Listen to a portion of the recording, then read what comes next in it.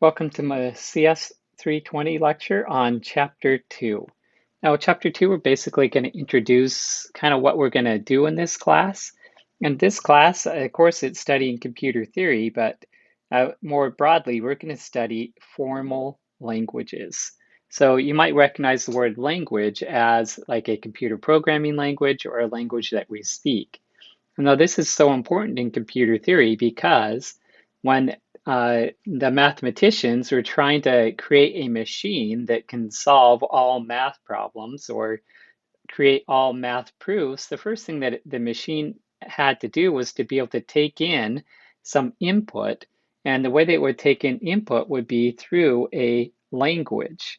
So this class, we're really going to be studying formal languages. So what does it mean that it's a formal language? And form, it means the type or the appearance of something. So what we're really going to study is the syntax of these languages. And the syntax is like the grammar rules that you might study when you learn a new language, or how words are formed, words or sentences. What are the rules in making these languages? We're not going to be studying the semantics of the language. So the semantics are what the language says or what it means. We're going to be studying more the syntax of the languages in this class. So, for example, a sentence that might say, I ate 5 Tuesdays in English does not make sense. You can't eat a day of the week. So the meaning, though, the semantics, which means the meaning of what this sentence says, does not make sense. However, the syntax of the language is perfectly okay. We have a subject, we have a verb, and this is an adjective describing how many Tuesdays, and this is the action or what we're performing the action on. So this sentence is perfectly grammatically correct, even though the meaning of the sentence or the semantics doesn't make sense. Now let's talk about the symbols that we'll be using throughout the class. This symbol right here is the Greek letter sigma, and I don't draw it quite as well as, say, a typewriter would, but we use this to denote the alphabet of a language. And the alphabet are just the characters that would make it up. So if we're making a language that has all of the English words in it, then the alphabet are going to be the letters A through Z. Now, this symbol right here means the null word, and that is a word that has no characters in it. So we need a way to represent that because this is a valid word that we're going to use throughout the semester. And so it's going to be a one that could trip you up quite a lot because you don't think about it, but it really is in the language. But the null word, that just means a word with no characters in it. A word of length is 0. And then finally, we have this character right here, and that means we have a language that has no words in it. So when we're defining a language, and that's what we're going to do throughout the class is define languages. When we define a language, if the language has no words in it, then this is the symbol we use. And that's different than this. In fact, we can define a language that has exactly one word in it, the null word, but that language has one word in it, so it is not an empty language because that has the null word inside of it. So now let's start with a language that hopefully you're pretty well familiar with, and let's try to define this language. It's a language of all the words in the English language. So the alphabet is all the letters A through Z, and then how do we define this language? There's a few ways that we can try to define languages. One way is what I did here, although I'm not defining a language, is to use this dot, dot, dot notation. And that's the way I call it, not necessarily the book, but that just means, there's a pattern that continues along this route. So we can just kind of say, give a pattern and then say dot, dot, dot, and it continues. There's other ways to define a language that we'll talk about, like recursive definitions and stuff like that. And another way to define a language is to list out all of the rules for defining the language. However, with English words, there are no really set rules. There are some, maybe some rules on spelling, like every Q has to have a U follow it, but we really can't list out the rules. So we're down to the last thing that we can do, and that is to list out all of the words in the English language. So the definition of the language English words really is just a dictionary. The dictionary has a list of all of the valid words in this language English words. So basically, we just list them out.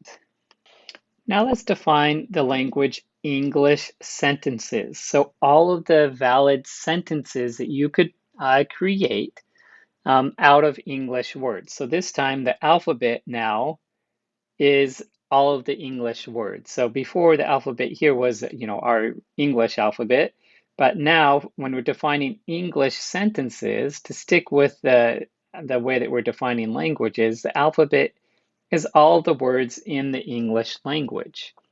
So how can we define this? Maybe we can use a dictionary like we did for English words. Well, let's look at that. Take these sentences. I ate 1 apple. I ate 2 apples. I ate 3 apples. And we can keep going. I ate 4 apples. I ate 5 apples. If we're going to list out all of the English sentences, and these are valid sentences in the English language, then we are never going to finish. With English words, there's a finite number of words. You just can't start inventing new words because people will not know about them. So they have to be put into the dictionary.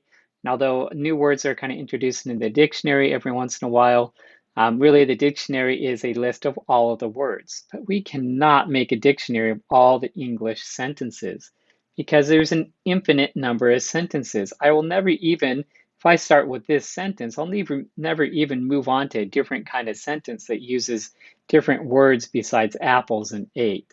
So we cannot use a dictionary in this case. We're going to have to find another way to do it.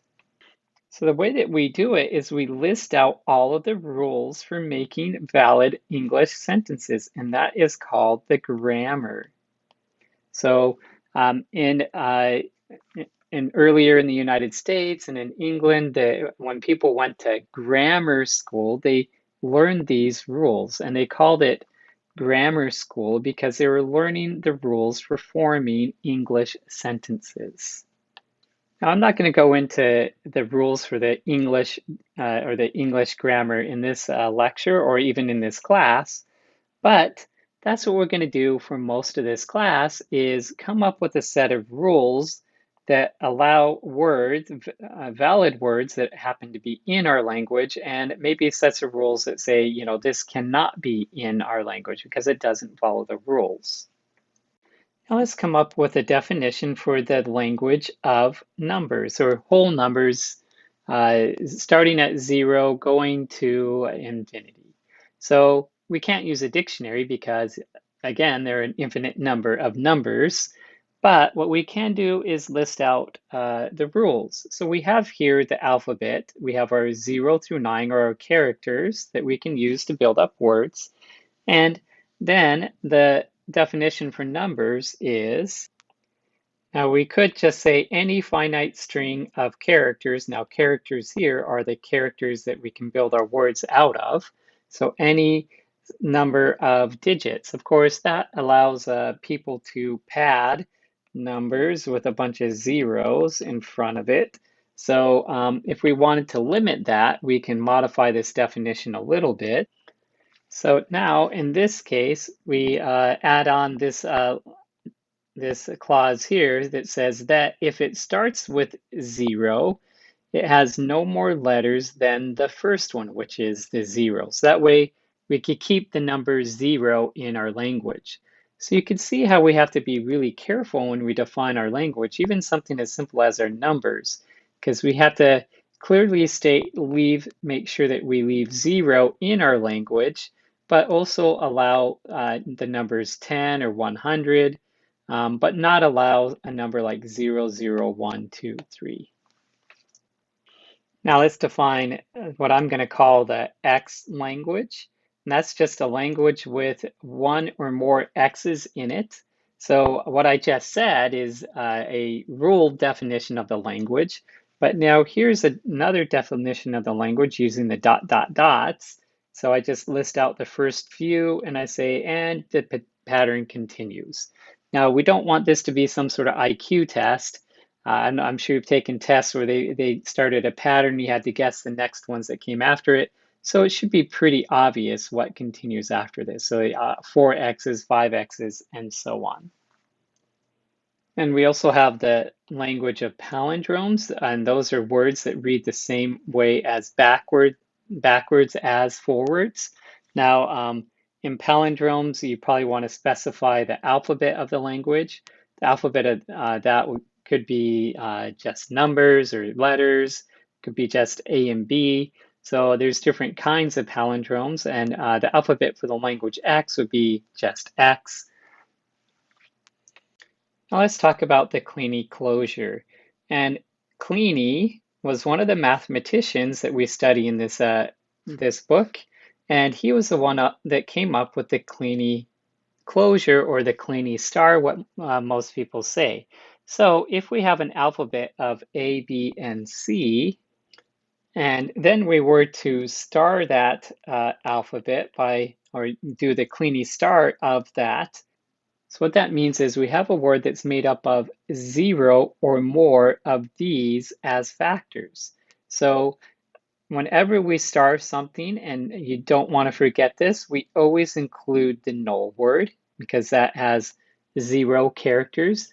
And then we can include the letter A, the letter B, the letter C, and now we can have two words of length 2. So we have AA, AB, AC, and then BA, BB, BC, and then we also can start with CA, CB, CC, and then of course those are all the words of length 2, and then we can have words of length 3 and 4 and 5 and so on. So this would continue on.